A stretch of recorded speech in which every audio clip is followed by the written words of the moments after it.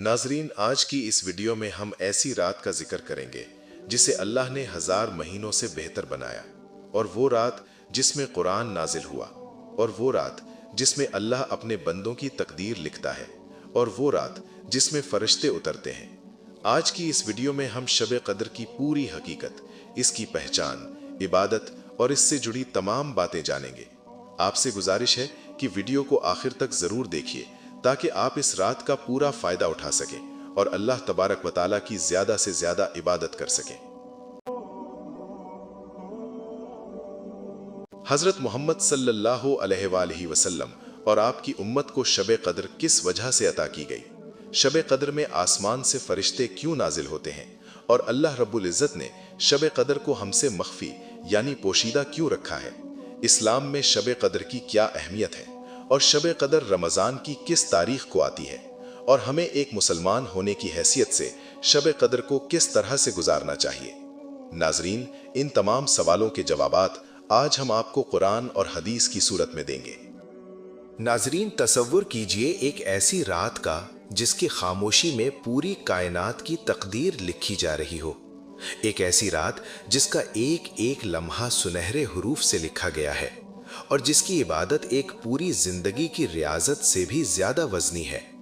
आज हम इस अजीम इनकलाब की बात कर रहे हैं जिसने जमीन का रिश्ता आसमान से हमेशा के लिए जोड़ दिया। वो क्या राज है कि फजर के तुलू होने तक फरिश्ते टोलियों की सूरत में जमीन पर पहरा देते हैं? और वो कौन सा लम्हा था जब गारे हिरा के सन्नाटे में कायनात की सबसे कीमती किताब कुरान करीम का नुज़ूल हुआ? ये साल 610 ईस्वी था और रमजान का मुबारक महीना। मक्का के पहाड़ों में जबले नूर की एक तंग गार में एक 40 साला मर्द, जिन्हें दुनिया मोहम्मद बिन अब्दुल्लाह सल्लल्लाहु अलैहि वसल्लम के नाम से जानती थी, तन्हाई में अपने रब की तलाश में बैठे थे। आप सल्लल्लाहु अलैहि वसल्लम अपनी कौम की बुत परस्ती और मुआशरे की नाइंसाफियों से परेशान थे। अचानक गार का माहौल बदल गया। कायनात के सबसे अजीम फरिश्ते हजरत जिब्राईल अलैहिस्सलाम अल्लाह का हुक्म लेकर नमूदार हुए और पुकारा, इक़रा यानी पढ़। आप सल्लल्लाहु अलैहि वसल्लम ने फरमाया, मैं पढ़ना नहीं जानता। 3 मर्तबा आप सल्लल्लाहु अलैहि वसल्लम को सीने से लगाया गया और फिर अल्लाह के हुक्म से पहली वही नाजिल हुई जो सीधी आप सल्लल्लाहु अलैहि वसल्लम के दिल में उतार दी गई। पढ़ अपने रब के नाम से जिसने पैदा किया। ये सूरे अलग की पहली आयत थी और ये अल्फाज उसी रात नाजिल हुए जो हमेशा के लिए लैलतुल कद्र के नाम से पहचानी गई। अल्लाह रब्बुल इज़्ज़त ने इस रात को सिर्फ नबी करीम सल्लल्लाहु अलैहि वसल्लम तक महदूद नहीं रखा, बल्कि इसे पूरी उम्मत के लिए तोहफा बना दिया। कुरान मजीद में एक पूरी सूरत, सूरतुल कद्र, इसी रात के मुतालिक नाजिल हुई। अल्लाह फरमाता है, बेशक हमने इसे कुरान को शब कद्र में उतारा। और तुमने क्या जाना, क्या है शब कद्र? शब कद्र 1000 महीनों से बेहतर है। इसमें फरिश्ते और जिब्राईल अलैहिस्सलाम उतरते हैं अपने रब के हुक्म से हर काम के लिए, और सलामती है सुबह चमकने तक। नाजरीन, हजरत इमाम मालिक रहमतुल्लाह अलैह फरमाते हैं कि हुजूर नबी अकरम सल्लल्लाहु अलैहि वसल्लम ने जब पहली उम्मतों की उम्रों पर तवज्जो फरमाई तो आप सल्लल्लाहु अलैहि वसल्लम को अपनी उम्मत के लोगों की उम्रें कम मालूम हुई। आप सल्लल्लाहु अलैहि वसल्लम ने यह ख्याल फरमाया कि जब पहले के लोगों के मुकाबले में उनकी उम्रें कम हैं तो उनकी नेकियां भी कम रहेंगी। इस पर अल्लाह रब्बुल इज़्ज़त ने आप सल्लल्लाहु अलैहि वसल्लम को शब कद्र अता फरमाई जो 1000 महीनों से बेहतर है। एक और जगह नबी अकरम सल्लल्लाहु अलैहि वसल्लम ने बनी इसराइल के एक नेक शख्स का जिक्र फरमाया जिसने राह खुदा में 1000 महीनों तक जिहाद के लिए हथियार उठा रखे थे। सहाबाए कराम रदी अल्लाह ताला अन्हुम अजमईन को इस पर ताज्जुब हुआ तो अल्लाह रब्बुल इज़्ज़त ने ये सूरत नाजिल फरमाई और एक रात यानी शब कद्र की इबादत को उस मुजाहिद की 1000 महीनों की इबादत से बेहतर करार दिया। और इस मुकद्दस और मुबारक रात का नाम लैलतुल कद्र रखे जाने की चंद हिकमतें हैं। उलमाए कराम फरमाते हैं कि कद्र के एक मानी मर्तबे के हैं। इस बिना पर यह कहा जा सकता है कि इस रात की अजमत व बुजुर्गी और आला मर्तबे की वजह से इसका नाम लैलतुल कद्र यानी मर्तबे वाली रात रखा गया है। اس رات میں عبادت کا مرتبہ بھی بہت اعلیٰ ہے۔ جو کوئی اس رات میں عبادت کرتا ہے وہ بارگاہ الہی میں قدر و منزلت والا ہو جاتا ہے، اور اس رات کی عبادت کا مرتبہ یہ ہے کہ وہ 1000 مہینوں سے بہتر ہے، اور قدر کے ایک معنی تقدیر کے بھی ہیں۔ اور چونکہ اس رات بندوں کی تقدیر کا فیصلہ جو اس رمضان سے اگلے رمضان تک پیش آنے والا ہوتا ہے متعلقہ فرشتوں کو سونپ دیا جاتا ہے، اس لیے بھی اس رات کو شب قدر کہتے ہیں۔ ناظرین، حضور اکرم صلی اللہ علیہ وسلم نے ارشاد فرمایا، جب شب قدر ہوتی ہے تو حضرت جبرائیل علیہ السلام فرشتوں کے جھنڈ میں زمین پر اترتے ہیں اور اس شخص کے لیے دعائے رحمت کرتے ہیں جو کھڑا یا بیٹھا ہوتا ہے اور اللہ رب العزت کی عبادت کر رہا ہوتا ہے۔ اور ایک روایت میں ہے کہ حضرت جبرائیل علیہ السلام اور فرشتے اس رات میں عبادت کرنے والوں سے مصافحہ کرتے ہیں اور ان کی دعاؤں پر آمین کہتے ہیں یہاں تک کہ صبح ہو جاتی ہے۔ علماء کرام فرماتے ہیں کہ شب قدر میں عبادت کرنے والوں کو حضرت جبرائیل علیہ السلام اور فرشتے سلام و مصافحہ کرتے ہیں تو اس کی نشانی یہ ہوتی ہے کہ بدن کے رونگٹے کھڑے ہو جاتے ہیں، دل خشیت الہی سے لرزنے لگتا ہے اور آنکھوں سے آنسو جاری ہو جاتے ہیں۔ ناظرین، شب قدر کے تعین میں اختلاف پایا جاتا ہے۔ بعض کہتے ہیں کہ شب قدر سال بھر میں کسی بھی وقت ممکن ہے، اور بعض کہتے ہیں کہ شب قدر رمضان کے آخری عشرے کی طاق راتوں یعنی 21، 23، 25، 27 یا 29 کی راتوں میں ہوتی ہے۔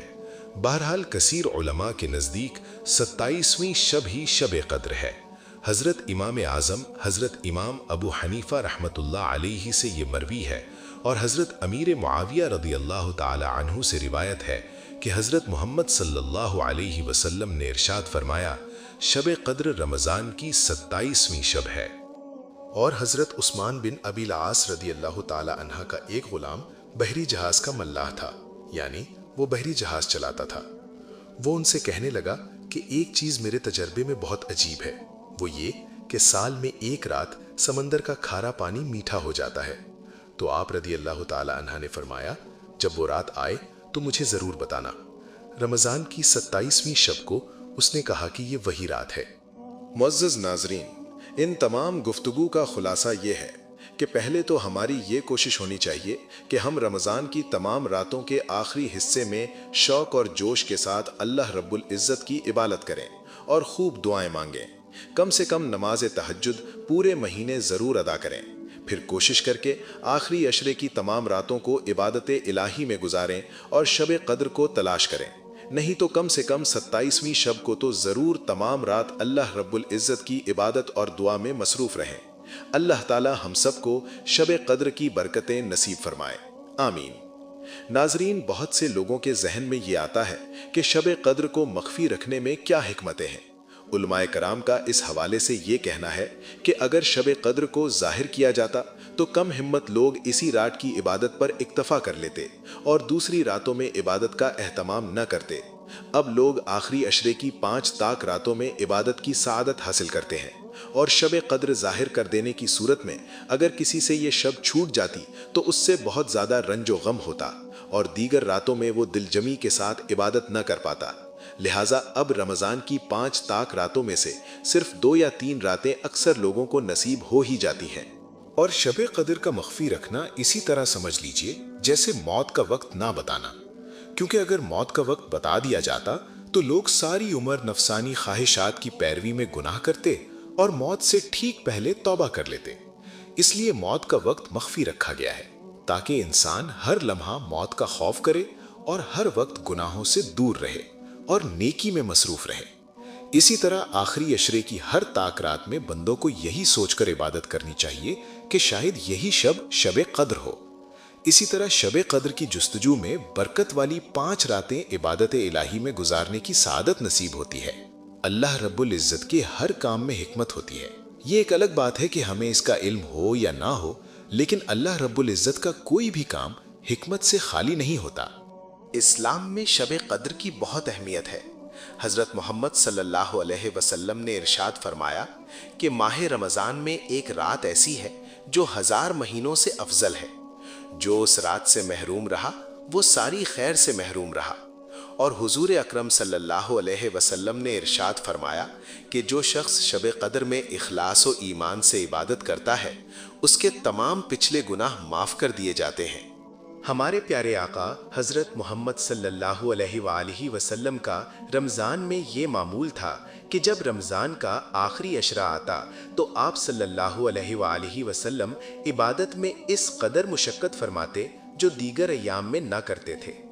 ناظرین، غور فرمائیے کہ جب اللہ کے نبی حضور اکرم صلی اللہ علیہ وآلہ وسلم رمضان کے آخری عشرے میں عبادت میں مشقت فرماتے تھے جن کے صدقے و طفیل ہم گناہ گاروں کی بخشش ہونی ہے، تو ہم اور آپ آخری عشرے میں اللہ تعالیٰ کی رضا کے لیے اپنے آقا حضرت محمد صلی اللہ علیہ وآلہ وسلم کی سنت کیوں نہ اپنائیں؟ اللہ تعالیٰ سے دعا ہے کہ وہ ہم سب کو زیادہ سے زیادہ نیک عمل کرنے کی توفیق عطا فرمائے۔ آمین۔